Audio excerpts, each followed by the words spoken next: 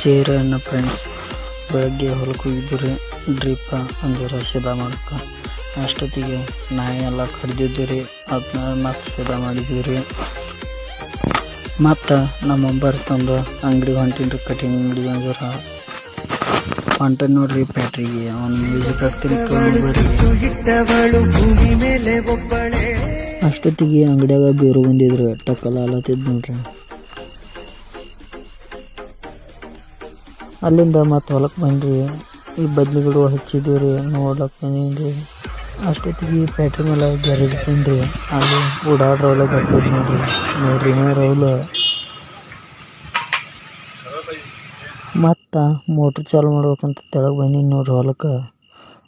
ಅಷ್ಟೊತ್ತಿಗೆ ಲೈಟಾಗಿ ಬಂದಿದ್ದು ರೀ. ಹಾಗೆ ನಮ್ಮ ಯೂಟ್ಯೂಬ್ ಐಡಿನ ಸಬ್ಸ್ಕ್ರೈಬ್ ಮಾಡಿರಿ. ಮುಂದಿನ ವೀಡಿಯೋ ನೋಡೋಣ ಬನ್ನಿರಿ ಫ್ರೆಂಡ್ಸ್.